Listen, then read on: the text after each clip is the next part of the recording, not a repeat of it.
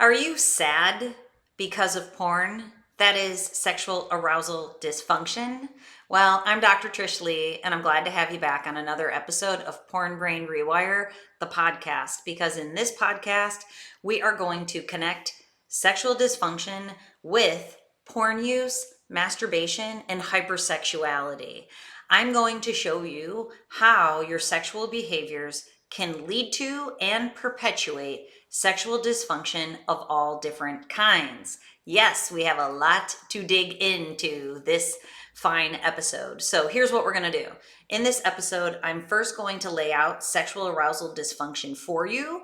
And while I do that, I'm going to also bring you back to thinking about your baseline arousal brain pattern and how its struggle or its being less than optimal can lead to sexual arousal dysfunction. Hopefully you'll be able to connect all those dots. Number two, I want to tell you a story about Sam, my very first client who in 2024, my book will be out into the world, Hell or High Water. It's called Mind Over Porn. It is slated to be released in early 2024, where you'll learn about Sam's entire story. But in today's episode, I want to share with you part of the story of his sexual arousal dysfunction, which actually I don't talk about in the book.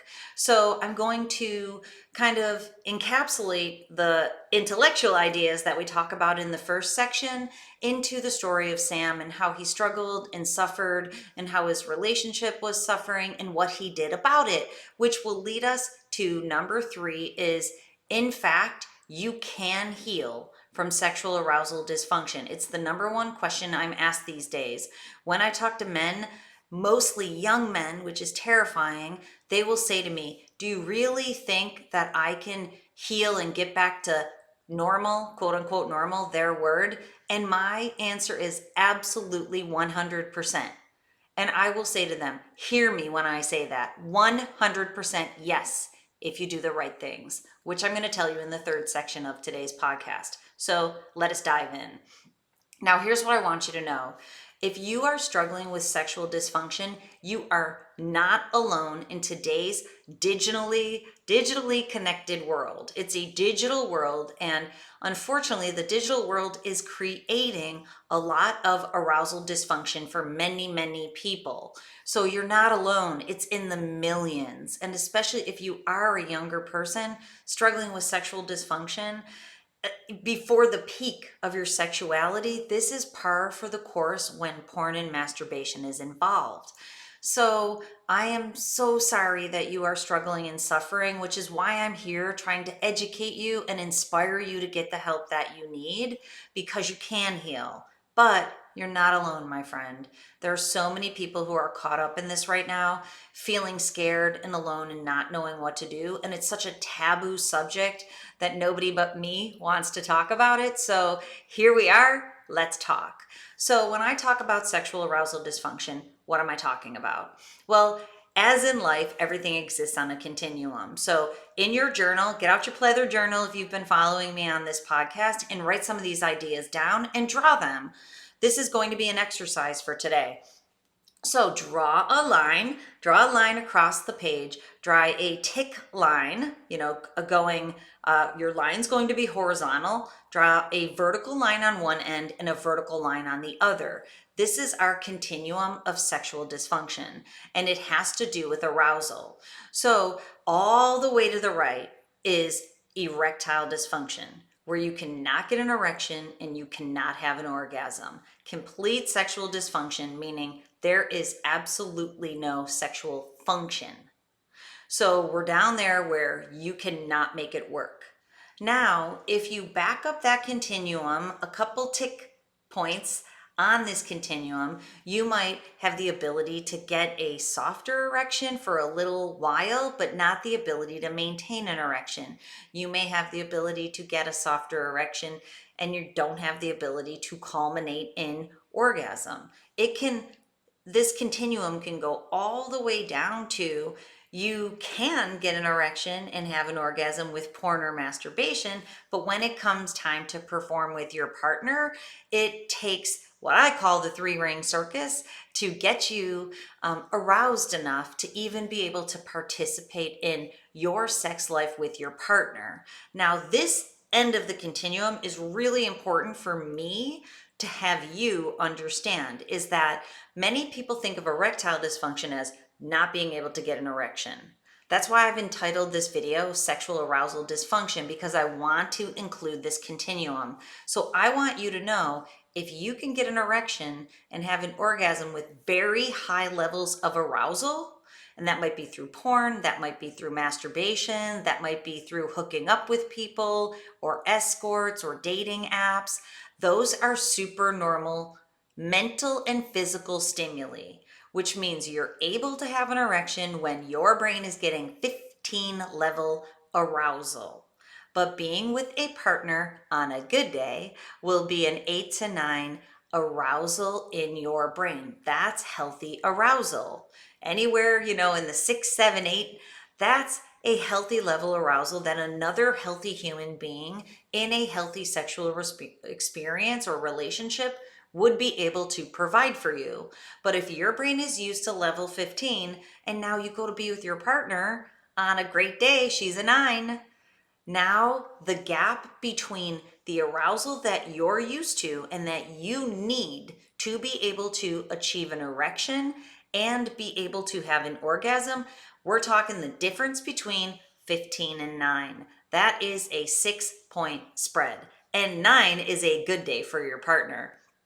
If she has kids, if she works, if she's sick, if she's tired, we're going to say she's a 6 on a really good day. 9 is definitely looking for, you've had a lot of time, you're on vacation, you're feeling really chill, and you're prepped to be together. And I'm going to talk about that in just a second. That goes back to baseline arousal. So what I want you to know for this very moment is sexual arousal dysfunction can be all the way down there on the continuum, that when it comes time to be with someone that you want intimacy with, so this is what I want you to hear. Intimacy with a partner is different than objectifying somebody just using their body for pleasure. It is a question I get all the time. No, just using someone for high-level pleasure sex is not the same as intimacy and a healthy sexual relationship with a partner that you care about, which is what most people want. And we're not even going to get into that discussion right now, but we know that humans are pair bonding creatures. Most people want a partner. And so when you cannot be aroused with your partner, something is off. Hear me when I say that. What that something is your brain performance pattern. So when you have a healthy arousal pattern in your brain, what that means is your brain is in a medium speed mode of calm focus. You feel calm and focused going into the world. Right now, I feel calm and I feel focused presenting this information to you. And I don't feel rushed. I don't feel overly stressed. I'm not fatigued. I don't feel overly tired. I'm in that sweet spot of medium calm focus speed. Now, if you're off in the extremes of wired and tired, a brain that's anxious or stressed, a brain that's fatigued or overwhelmed, that is going to take your brain out of this optimal mode into what I call strained brain. In strained brain, your brain, if it's been exposed to porn and if it's still caught up in a porn cycle, is going to want to go back into the screen or going to want to go back for more masturbation to very quickly and artificially shift it into that medium speed. But it's artificial. It's not neurological regulation. It's not self-regulation. It's compulsion or dependency on dopamine to shift you out of wired and tired, stressed and fatigued, by stimulating and soothing that brain pattern simultaneously, which is what porn does. It will stimulate you and soothe you, artificially make you feel better for a time, but ultimately, after it wears off, you're back into wired and tired even more, which will push you back towards those behaviors. That's strained brain. Now, follow me on this. If you're in strained brain, when it's time to be in your life, and you're only getting this artificial feel-good feeling from a level 15 stimulus, that is why you end up with sexual arousal dysfunction, because your baseline brain arousal is wired and tired. And it needs something at a very high level to shift you out of it, creating more wired and tired. So now it's time to be with your honey, and she's not a 15. She can't shift you out of that wired and tired. You're stuck in hypoarousal and hyperarousal simultaneously, which are on the polar opposite extremes of healthy arousal. Now, if you stay in strained brain for a long time, continuing to go back to porn and masturbation, continuing to tip yourself into artificial calm focus for a time, what happens is, if you do it a lot, you will get stuck in drained brain. Drained brain is you're now stuck in that medium speed, but it's not calm focus.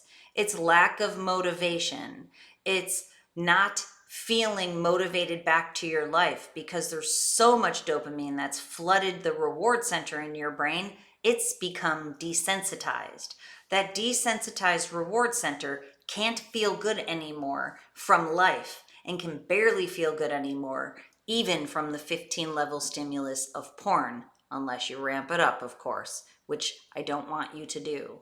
So drained brain falls out of and comes out of strained brain. So here's the message for you. If you have sexual arousal dysfunction, you're either in strained brain or drained brain. The worse your sexual arousal dysfunction is on this continuum, you are shifting from strained brain into drained brain. But if you're listening and you're like, I don't have any sexual arousal dysfunction, this is what I want you to hear, is that if you're continuing to be wrapped up in the 4D cycle of hypersexuality, you are reinforcing strained brain very often. So if you're going back to porn, the 4D cycle is dopamine drip, dopamine deluge or flood, dopamine drowning, which helps you feel numbed out, dopamine deficit, which means your life is getting worse and will push you back into the screen.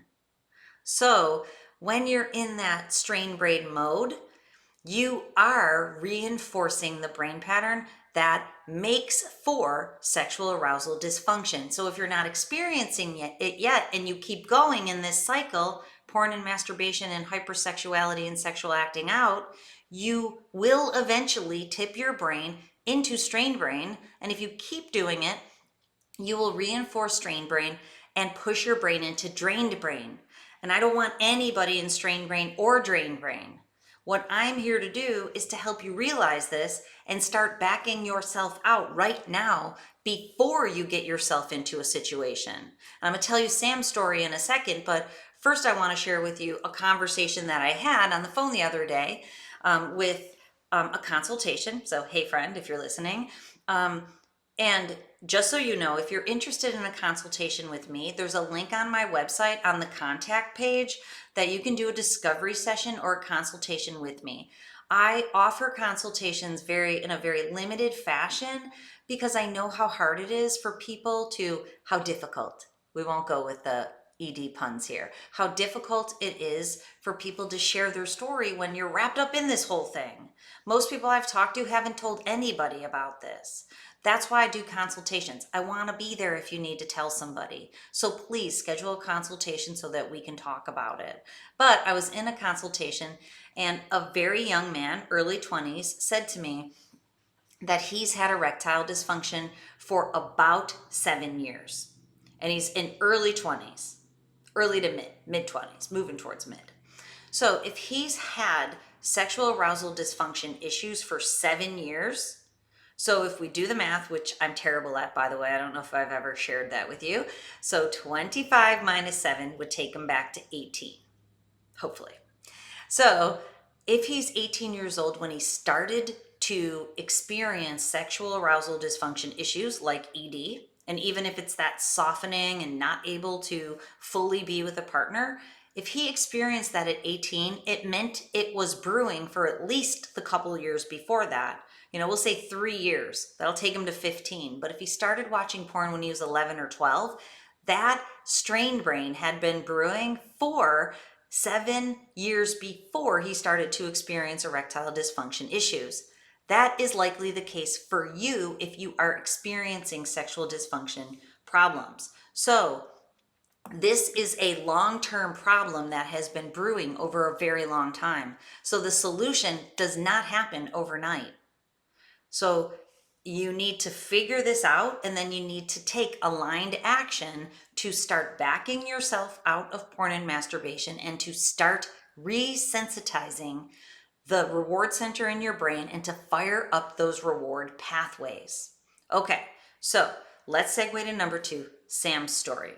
So Sam thankfully gave up porn a long time ago. He's not gone back to the screen in years. So of course he thinks he's good to go. But of course, as in life, stress is the number one thing that will threaten to take you out.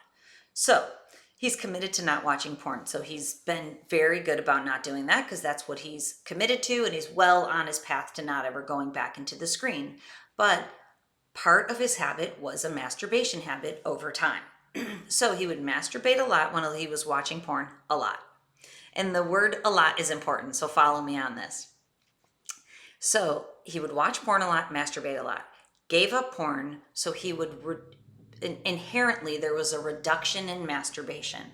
Now stressors come in, so he starts to masturbate more because he's stressed, and we know masturbation is a mood regulation activity. It's dumping a lot of dopamine into your brain by a high level arousal template fantasy or physical activity. It's high level mental and physical stimulation. So he doesn't really realize it, but it's a moving backwards activity for him.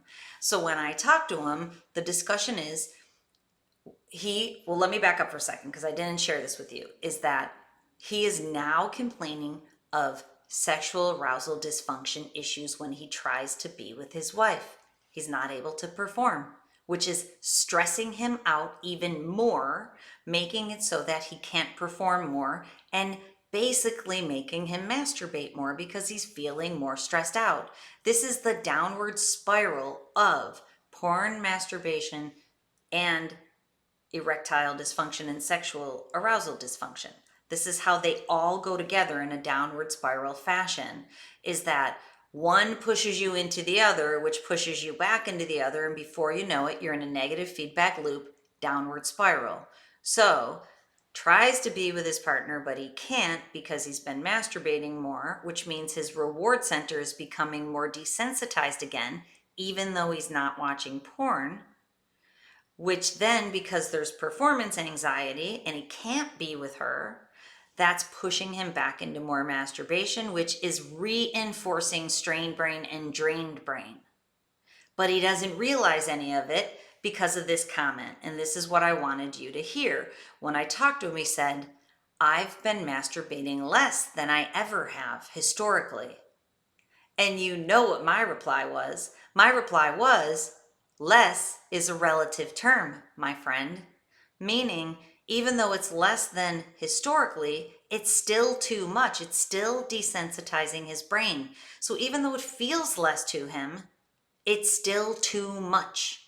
And it's reinforcing the pathways through fantasy and more excessive physical stimulation through masturbation. So what he's doing is he's reinforcing the need for, it might not be 15, but it's a level 12 stimulation from fantasy and from masturbation, which it's not the same as when he's with his partner at a 9 on a good day.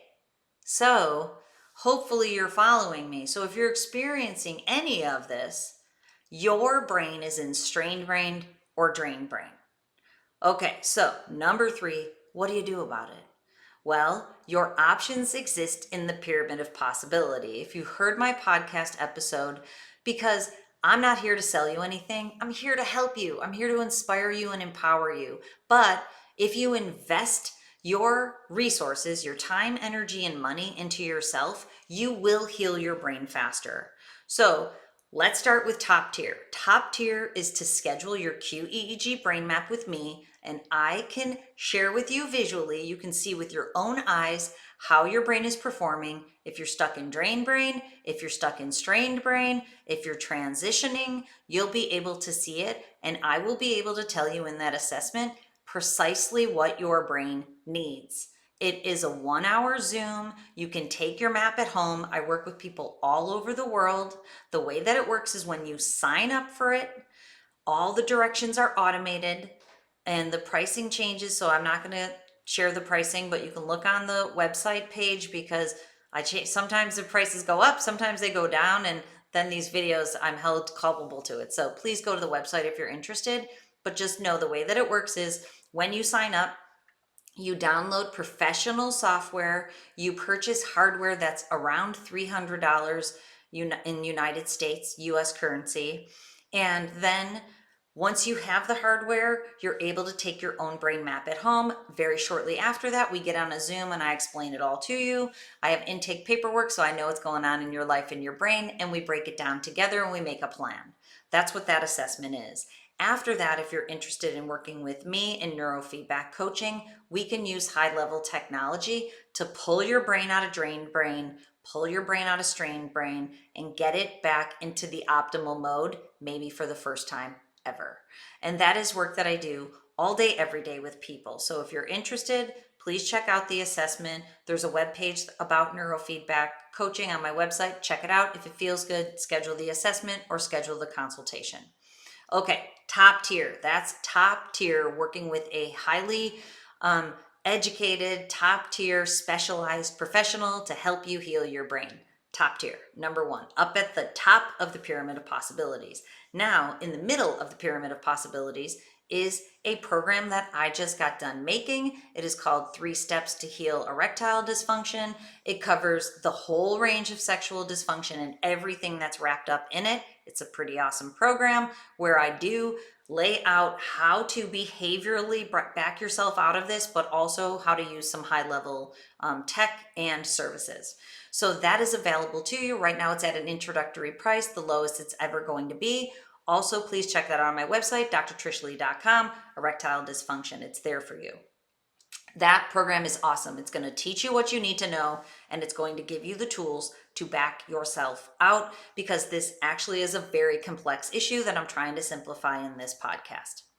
Now, if you don't want to invest any of your money into this, then investing your time and energy goes back to what I just shared with you. And the solution's always in the problem. So the problem is that your brain is desensitized and it's constantly being put into strained brain unless it has dopamine flowing at high levels to make you feel good. So clearly the solution is to stop desensitizing your brain and start resensitizing your brain. So here I'm going to give you one brain hack strategy, and your brain hack strategy is figure out all the ways that you're desensitizing your brain sexually or just using technology. Technology resonates at 60 hertz, so even regardless of what you're consuming, your brain is becoming wired and tired every time you expose it to your tech, to your screen time. So figure that out, and then especially figure out sexual behaviors that are at an 11 plus. They have to be stopped, which can be very, very difficult. And if that's very difficult for you, I also offer a 90-day program for porn and sexual behaviors. Check out my website under Porn Brain Rewire. Okay, so you have to stop desensitizing your brain and start resensitizing. So how do you resensitize? The easiest way is to figure out how to get dopamine from your life and start doing it again. So since I started making these videos, which happened epiphenomenally, I never planned to, I just wanted the world to know this stuff, is that I've always said to you, get on purpose in your work, your relationships, and your hobbies. That's the secret sauce. It's like, what's the secret sauce on a Big Mac? It's actually, a combination of ketchup and mayonnaise and pickles, but the combo is what makes it so fantastic. Right now, the combination of getting on purpose in your work, reestablishing the connection in all your relationships, and engaging in the hobbies that you love, that's the secret sauce. That is it. But that might be difficult for you to do if you're caught up in the 4D cycle. So that stop desensitizing and start resensitizing is the most important piece. Stop desensitizing. And many people cannot stop desensitizing without professional help, which is why I offer the 90-day program. If you get into the 90-day program, I will teach you how to unwire the brain pattern, the strained brain pattern that needs the screen. I will teach you how to rewire your brain back towards the healthy, optimal pattern. I will teach you how to use technology to give your brain a workout to keep pulling it back into the optimal mode. I will teach you how to hardwire your brain into that optimal mode, protecting the foundation that you're building long term. And I will help you figure out how to reduce and to manage stress so that moving forward, you don't need porn, you don't need masturbation, you don't need fantasy. You've got the lifestyle that you've always wanted, so none of that is necessary. You don't need dopamine at high levels. So that is the solution. So if you can't stop desensitizing, you need more help and support. In the 90-day program, I run a meeting every month personally so that I can answer people's questions. When you get into that program, I'm trying to help you succeed. I'm trying to help you move forward. So if you're inspired for more help, please go to my website, check out Porn Brain Rewire if you need to stop desensitizing and you need help doing it. If you want to learn more about what creates sexual arousal dysfunction, check out the ED page. If you want to work with me directly, schedule your QEEG brain map. There's 3 tabs there. I reduced pages to make it easy peasy for you to figure out how to proceed. I would love to help you. Now, if that's not in the cards yet, follow me here. Stay on this podcast with me because I will continue to bring you the information and hopefully the inspiration that you need to kick this thing to the curb, heal your brain, and be able to be with your honey in a really meaningful way and have probably the best sex you've ever had in your life once your brain rewires. For real, people tell me that all the time. So it's there for the taking. So if you don't want to invest yet, if you're not there yet, stay with me here in the podcast. Go over to YouTube and subscribe. We're almost up to 200,000 subscribers, which is really cool because it's 200,000 brains that are healing. So awesome. Become a subscriber over there because I always put out videos and shorts. So stay with me, my friend, because I'm here for you. Okay. And until next time, as always, control your brain or it'll control you. I'll see you next time.